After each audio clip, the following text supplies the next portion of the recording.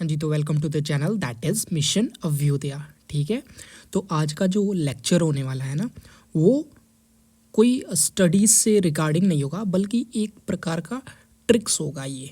ठीक है, आप पढ़ो क्या लिखा हुआ है। ठीक है, बोर्ड्स 10th 12th। अच्छा, मैंने यहाँ पे जनरली 10th और 12th लिखा है। ठीक है, ये जो मैं बताने वाला हूँ ये एप्लीकेबल है। आप 6 में हो, 7 में हो, 8 में हो, 9 में हो, 10 11 12, ये हर जगह एप्लीकेबल है।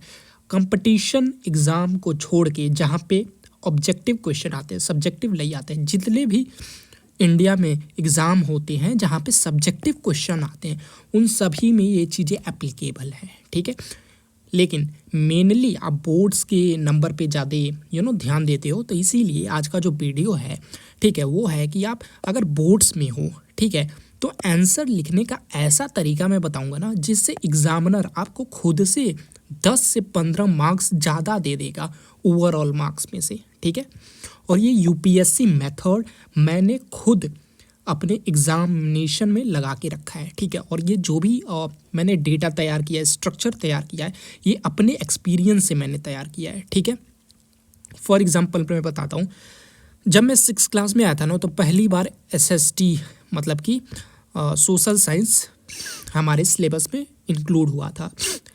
और सोशल साइंस, और आई एम द स्टूडेंट जो हमेशा 40 में से ना 30+ मार्क्स लाता था।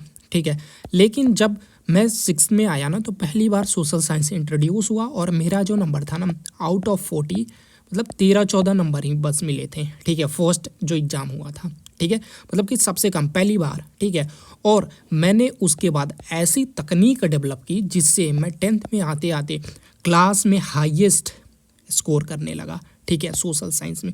वैसे ही इंग्लिश का भी था।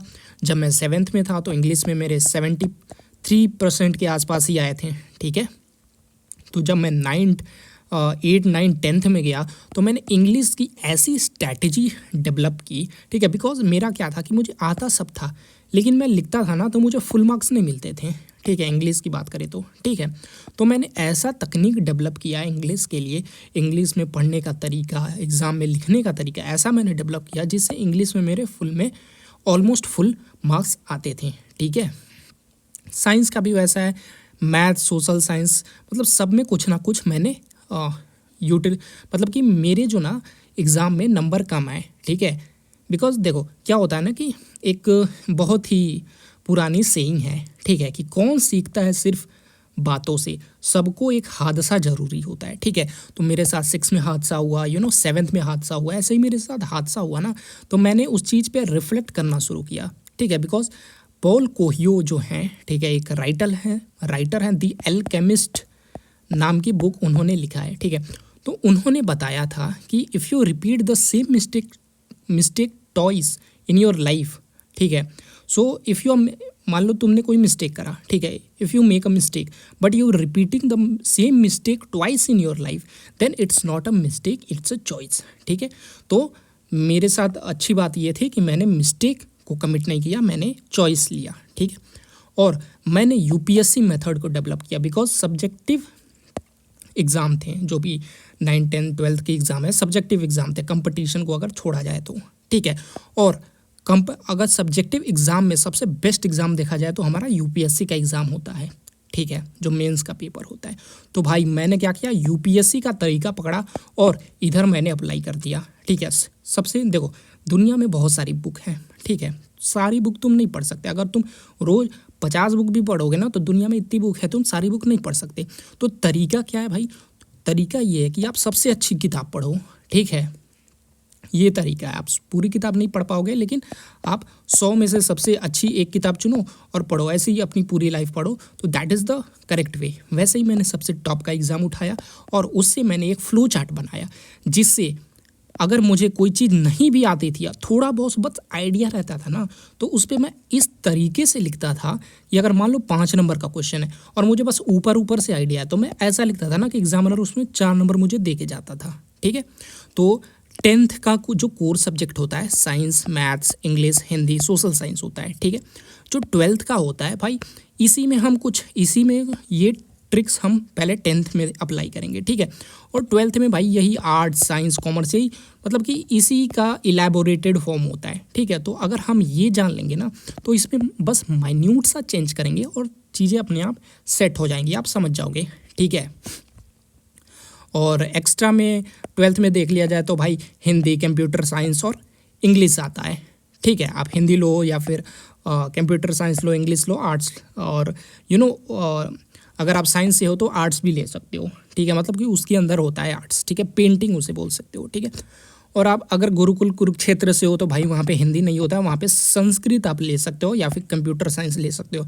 संस्कृत लेते हो तो हरियाणा गवर्नमेंट आपको 5,000 रुपये देता है, ठीक है। तो भाई सबसे पहले हम बात करते हैं ह्यूमन साइकोलॉजी की, ठीक है। अच्छा, ह्यूमन साइकोलॉजी की क्यों बात करते हैं? बिकॉज अगर हमने एग्जामिनर का लूपहोल को अगर ढूंढ लिया ना तो हम फ्री में मार्क्स उठा लेके जाएंगे, ठीक है। तो देख, एग्जामिनर भाई तुझको नहीं जानता है बिल्कुल, उसके पास जब पेपर जाएगा ना बोर्ड्स का, तुझे नहीं जानता है वो पर्सनली, ठीक है। तेरा नाम लिखा है, उसे घंटा फर्क नहीं पड़ता है, वो पढ़ेगा भी नहीं, ठीक है। एग्जामिनर के पास लिमिटेड टाइम होता है बिकॉज उसके पास हज़ार कॉपीज़ पड़े होते हैं, ठीक है। तो ये लूप होल हो गया एग्जामिनर का, और इस लूप होल से हम ऐसा तरीका बनाएंगे ना जिससे नंबर लूट के जाएंगे, ठीक है।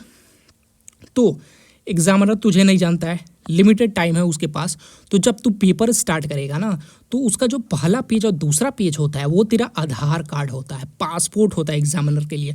एग्जामिनर 2 पेज देखता है अच्छे से और वो तेरा आधार कार्ड है। First impression is the last impression, और यहाँ पे अगर इंप्रेशन तेरा बन गया, ठीक है, तो भाई 80 में भाई 79 78 दे के जाएगा वो, ठीक है। बोलेगा आओ भाई ले जाओ, ठीक है। देख, तो हमेशा पहला और दूसरा पेज वो ठीक से देखता है, ठीक है, वो तेरा आधार कार्ड होता है, ठीक है। तो हमेशा जब भी क्वेश्चन अटेम्प्ट करो, ठीक है, मान ले 30 क्वेश्चन है, ठीक है, तो बच्चे ऐसे अटेम्प्ट करते हैं, क्वेश्चन नंबर 1 2 3 ऐसे अटेम्प्ट ना, बिकॉज 1 2 3 करेगा ना तो इधर कम मार्क्स के क्वेश्चन रहते हैं, 1 मार्क्स का होगा, 2 मार्क्स का होगा, ठीक है। पीछे से हमेशा अटेम्प्ट करो, ठीक है, पीछे मतलब कि बैक से अटेम्प्ट करो 4 मार्क्स वाले क्वेश्चन, ठीक है, ताकि यहाँ से नंबर ना कटे, ठीक है। बिकॉज पहला 1-2 पेज तुम पीछे से अटेम्प्ट करते हो, ठीक है, तो एकदम बढ़िया से आप करोगे, अच्छे से नीट एंड क्लीन करोगे, ठीक है, तो 4 में से वो 4 मार्क्स देगा, ठीक है। और बाद में जब 2-2 मार्क्स के आएंगे ना तो वो बोलेगा भाई 2 मार्क्स के हैं, क्या ही मैं काटूं, ज़्यादा से ज़्यादा वो बोलेगा तो 1 नंबर काट लेगा, ठीक है। बोलेगा अरे यार 2 में 2 काट लूँगा तो मतलब कि पूरा नंबर ही मैं काट ले रहा हूँ, बच्चा तो इतना लिखा है। और अगर तू आखिरी में 4 नंबर वाला लिखता है ना तो भाई वो हमेशा 3 नंबर देगा, 4 तो देगा ही नहीं, 2 देगा 3 देगा, ठीक है। 2 देगा तो बोलेगा अरे भाई 2 तो दे दिया, 2 ही तो काट रहा हूँ, मतलब ह्यूमन साइकोलॉजी को समझो, ठीक है। तो सबसे पहला हम साइंस का देखते हैं, साइंस में क्या लूप होल हम निकालेंगे, और 10th को हम रेफरेंस लेके चलेंगे और 12th के लिए थोड़ा सा मॉडिफिकेशन कर देंगे, बिकॉज वहाँ पे PCB हो जाता है या फिर PCM हो जाता है, तो थोड़ा सा मॉडिफिकेशन कर देंगे, हो जाएगा। अच्छा, साइंस और मैथ्स को हम एक वीडियो लेक्चर में कन्वर्ट करेंगे, ठीक है। और इंग्लिश, हिंदी और SST को हम नेक्स्ट लेक्चर में आपके रिस्पॉन्स के अकॉर्डिंग हम बनाएंगे, ठीक है। बिकॉज इंग्लिश, हिंदी और सोशल साइंस तीनों में अलग अलग फंडा अप्लाई होगा, ठीक है। साइंस की बात करते हैं, ठीक है। रॉन्ग वे क्या होता है? देख, क्वेश्चन दिया होता है, ठीक है, और तुम आंसर मार के आते हो, ठीक है।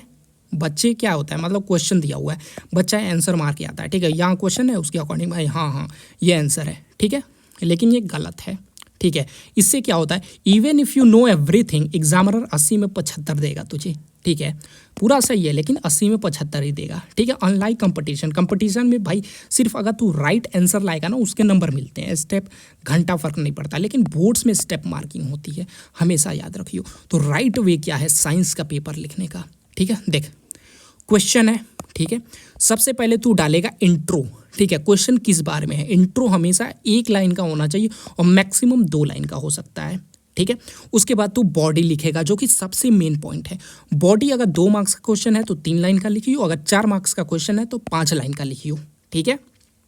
इससे कम भी कर सकता है, 5 लाइन से कम 4 लाइन भी कर सकता है। और सबसे आखिरी में तू डालेगा कंक्लूजन, ठीक है, और कंक्लूजन भी 1 लाइन या फिर मैक्सिमम 2 लाइन का होगा। ये स्ट्रक्चर वे ऐसा अगर तूने लिख दिया भाई, टीचर मुंह फोड़ के तुझे मतलब देगा नंबर, ठीक है। और इंट्रो लिखियो, ठीक है, थोड़ा सा स्पेस देके बॉडी, फिर थोड़ा सा स्पेस देके कंक्लूजन, ठीक है, ताकि टीचर को चेक करने में आसानी हो। भाई टीचर तुझे नंबर क्यों देगा, उसको जितना तुम आसान करोगे पेपर, जितना उसको चेक करने में आसानी होगी, उतने नंबर तुझे दे के जाएगा, ठीक है। उसके बाद एग्जाम्पल मत भूलियो। अगर एग्जाम में पूछा, क्वेश्चन में पूछा नहीं है ना, फिर भी तू एग्जाम दे के आइयो, एग्जाम्पल दे के आइयो। फिजिक्स का है तो फॉर्मूला लिख के आइयो, गिवन लिख के आइयो, ठीक है। डायग्राम तो बनाना ही बनाना है, पेंसिल से बनाना है। अच्छा, एक और बात जो बच्चे नहीं जानते, डायग्राम को हमेशा एक साइड में ही लेबल करना है। मान लो ये डायग्राम है, ठीक है, आँख वाँख का है, तो कभी इधर कोई लेबल करता है, कोई इधर लेबल करता है, नहीं, ऐसे ये रॉन्ग वे है। हमेशा लेफ्ट साइड में, हर एक चीज़ को लेफ्ट साइड में आपको लेबल करना है और पेंसिल से करना है, ठीक है। तो ये एक करेक्ट वे होता है क्वेश्चन को अटेम्प्ट करने का, ठीक है। नोट क्या लिख करना है आपको कि ऑन द ट्रैक, जो पूछा है साइंस का यही है, ठीक है। सोशल साइंस में ऐसा चीज़ें नहीं है, उसमें भर भर के लिखो भाई। इसमें है कि ऑन द ट्रैक, जो पूछा है वही लिखो। मतलब कि 80% ऐसा तुम लिख सकते हो, 20% आउट ऑफ द बॉक्स तुम जा सकते हो। अच्छा, इंग्लिश में नहीं होता, इंग्लिश में भाई एकदम स्ट्रिक्ट होता है, तुमको 90% जो पूछा है वही करना होता है, ठीक है। सोशल साइंस में ऐसा नहीं होता है भाई, उसमें तुम बहुत ही लिख के आओ, ठीक है, घंटा फ़र्क पड़ता है क्या पूछा है, ठीक है, मतलब कि 50% ही फ़र्क पड़ता है। अच्छा, उसके बाद भाई नंबर तुझे पाने हैं ना, तो जो जो मेन पॉइंट है, जैसे कि क्वेश्चन में कोई चीज़ मेन पॉइंट पूछा होगा, ठीक है, तो हमेशा मेन पॉइंट को हाईलाइट करो। हाईलाइट कर से कैसे करोगे, मान लो तूने ब्लू पेन से लिखा, तो जो मेन पॉइंट है ना, जैसे कि कोई स्पेलिंग है इरेडिकेशन, तो उसको भाई, और वो मेन पॉइंट है, ठीक है, मान लो कोई चीज़ इरेडिकेट हो रहा, पोल्यूशन इरेडिकेट हो रहा है, ठीक है, तो इरेडिकेट को ना ब्लैक पेन से ऐसे डबर करके अंडरलाइन कर दो, ठीक है। 4 मार्क्स का अगर क्वेश्चन है तो एक पेज में मात्र 2 ही क्वेश्चन को अटेम्प्ट करना। 2 मार्क्स का क्वेश्चन है तो एक पेज में मात्र 3 क्वेश्चन को अटेम्प्ट करना, ताकि देखो तुम्हारा एम होना चाहिए कि एग्जामिनर को कितना आसान कर सके, कि वो पेपर जल्दी से फिनिश कर सके, चेक कर सके। जितना कॉम्प्लेक्स करोगे उतना कम नंबर डालेगा, बिकॉज फ्रस्ट्रेट होगा ये, ठीक है। प्रॉपर लाइनिंग हमेशा करना, ठीक है। अपने जो पेपर तुझे मिलेगा, ऊपर 2 लाइन डालना, फिर नीचे 2 लाइन, फिर बीच में आंसर लिखियो, ठीक है। पेपर जब स्टार्ट करियो, ठीक है, तो स्केल से इधर लाइन खींचियो, ठीक है, और इधर भी लाइन खींचियो, ठीक है। और आंसर लिखने के पहले जब पीस तू स्टार्ट करेगा ना, तो यहाँ पे लिखेगा आंसर ऐसे डॉट डॉट करके, ठीक है, फिर ऐसे मान लो करेगा, फिर आंसर लिखेगा, फिर ऐसे करेगा, फिर आंसर लिखेगा इसमें, ठीक है, फिर ऐसे करके आंसर लिखेगा। तो ऐसा होना चाहिए, ठीक है। ये क्या है, तू हमेशा रफ पीछे करता है, पीछे नहीं, हमेशा रफ ये वाली जो बॉक्स होती है ना, इसमें करो, ताकि एग्जामिनर को दिख सके, ठीक है। तो ये हो गई साइंस की बातें, ठीक है। मैथ्स की बातें करेंगे, कैसे हम नंबर को झोले में भर के एग्जामिनर से छीन सकें, ठीक है, ठीक है। तो देख, नॉर्मल क्या होता है, क्वेश्चन होता है, बच्चा आंसर लिखता है, ठीक है, गिवन को स्किप कर देता है बच्चा मैथ्स में, ठीक है, स्केल का इस्तेमाल नहीं करता, बॉक्स्ड का इस्तेमाल नहीं करता, ठीक है। करना कैसे है, देख, सबसे पहले गिवन लिखना है, जो भी क्वेश्चन में लिखा है उसको भाई उतार दो, गिवन उतार दो, 10 मीटर सेकेंड है, जो भी है भाई उतार दो, ठीक है, गिवन उतारो आप, ठीक है। उसके बाद जो पूछा गया है उसको आप सॉल्व करना स्टार्ट करो, और हर एक स्टेप को लिखना है, एक भी स्टेप को स्किप नहीं करना है, ठीक है। आंसर को हमेशा बॉक्स करना है, कोई बच्चा नहीं करता है, ठीक है। बॉक्स का मतलब ये बॉक्स क्यों कर रहे हैं, ताकि एग्जामिनर को आसानी हो, ठीक है। और सबसे ज़्यादा जहाँ पे बच्चे गलती करते हैं, और इसका नंबर बोर्ड्स के एग्जाम में भारी मात्रा में करता है, जो कि है यूनिट्स का ध्यान ना रखना। यूनिट्स अगर तुम नहीं डालोगे, अगर 3 नंबर का क्वेश्चन है, 1 नंबर कट जाएगा, ये बहुत इंपॉर्टेंट है, ठीक है। स्केल का यूज़ करना है, पेंसिल का यूज़ करना है, ठीक है। रफ हमेशा साइड में, जो कॉर्नर मैंने बताया था ना, ये वाला कॉर्नर हमेशा वहाँ पे करना है, बैक में नहीं करना है, ठीक है। नोट क्लियर मार्जिन्स होना चाहिए, यूनिट मस्ट है भाई, भूलना नहीं, बच्चे भूल जाते हैं। ओवर राइटिंग नहीं करना, अगर कोई चीज़ गलत हो रहा है, ठीक है, तो ऐसे बहुत बार काटना नहीं है, ठीक है। आप एक बार काट दो, एक बार बस काटो, ठीक है, एग्जामिनर समझ गया अगर आप ऐसे एक बार काट देते हो। उसके बाद PTO करके नेक्स्ट पेज पे लिख दो। PTO का मतलब है प्लीज़ टर्न ओवर, ठीक है। तो ये रही मैथ्स की कहानी, ठीक है। तो हमने 2 कहानी देख ली, ठीक है, कि बोर्ड्स में जो भी सब्जेक्टिव एग्जाम होते हैं, नॉट जस्ट बोर्ड, जो भी सब्जेक्टिव एग्जाम होते हैं, भर भर के झोले, भर भर के नंबर कैसे लें, ठीक है। इसके बाद हम बात करें इंग्लिश में, ठीक है, एग्जामिनर का जो लूप होल है, कैसा लूप होल को पकड़ें कि इंग्लिश में भर भर के मार्क्स है, ठीक है, हिंदी में भर भर के है, और SST में भर भर के है। इसके लिए हम नेक्स्ट वीडियो लाएंगे, बिकॉज इन तीनों का जो तरीका है ना, वो इनसे थोड़ा डिफरेंट है, ठीक है। आप जो अभी मैंने साइंस और मैथ्स का बताया, ठीक है, आप एग्ज़ाम में ट्राई करके आना और देखना आपको नंबर आते हैं कि नहीं, ठीक है। बिकॉज जो बच्चों की शिकायत होती है ना, वो होता है भाई आता सब है, लिखते भी सब है, लेकिन फुल मार्क्स नहीं मिलता। क्यों नहीं मिलता? बिकॉज बोर्ड्स का जो सब्जेक्टिव एग्ज़ाम है उसका एक तरीका होता है भाई, ये फॉलो करना होता है, ऐसा नहीं कि बस आंसर लिख दिए, ठीक है। तो थैंक यू वीडियो देखने के लिए, ठीक है। एंड आप खुद को भी थैंक यू बोलोगे इस वीडियो को अप्लाई करने के बाद, ठीक है। तो चैनल को सब्सक्राइब करके रखें, ठीक है, बिकॉज यहाँ पे जेन्युइन कंटेंट आते हैं, ठीक है। आप इस चीज़ को यूज़ करना, ठीक है। So thank you.